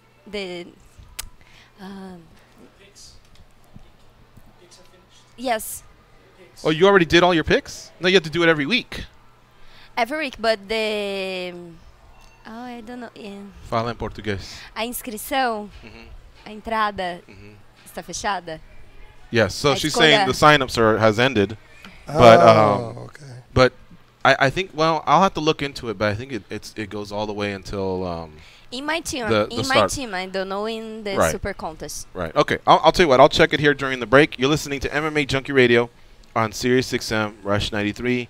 We'll come back and we'll see if we can figure out the rules of this super contest. In case anybody's got deep pockets, it's $1,500 to get into this super contest. Sammy the Squid's been in it. John Anik's been in it. A few other people that I know have been in it. Just people that you all wouldn't know. But it's cool, man. And it's the total street cred here as far as all the gamblers go. If you win this thing, man, you're it. You're the you man. know, here in town. There was one guy that won it back-to-back years. Amazing enough to just win it 2 times, and he won it in back-to-back years. So I'll see if I can pull up his name. Similar to like Johnny Chan when he did it in poker.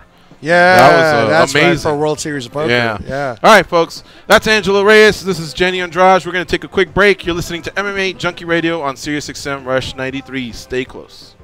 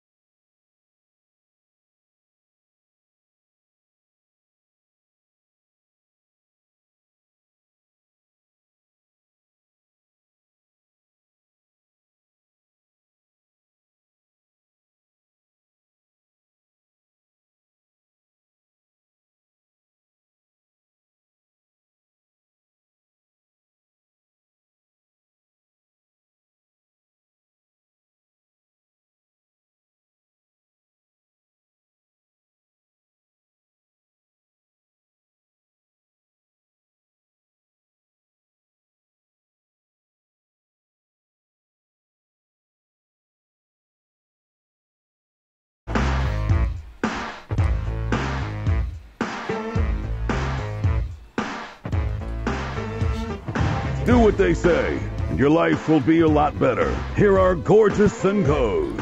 So it was a guy named Fezzik. He won it 2 times, 2008, 2009, the 2-time winner of the Super Contest. The contest goes until September 9th. You can sign up, and for more information, VegasFootballProxy.com.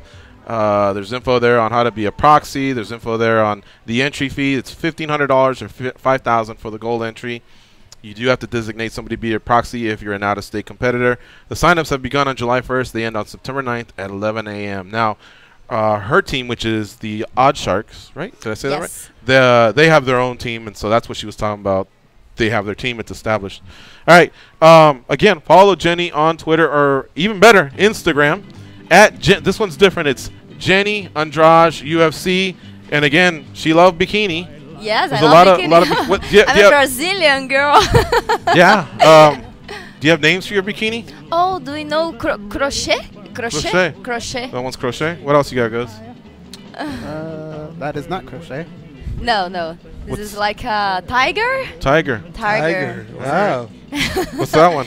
Oh, this is also a yellow bikini. Well, famous bikini. Gotcha. Yeah. Follow her on Instagram. Oh, my new TV show in Brazil, Domingo Legal, live on Sundays. Oh, wow. Nice. Is it on the internet? Yes, internet. You can watch on the internet? Yes, too. Very live. Cool. Sundays. Sundays, yes. What's the internet website? SBT.com. SBT.com. Guess we'll be watching on Sunday. Yep. All right, folks. That is the 2016 Green Card Girl of the Year, Jhenny Andrade. Thank you so much, Thank you for coming to the studio. Thank you. It's been a lot of fun to have you here as always. Again. You always remember to call us to come and do the show. We appreciate it. Oh, thank you so much, George. Thank you, the Goose. Thank you, my new friend, Angelo. Nice guy. I love how she says we're out of here, folks. Go out there and be champions. See you tomorrow.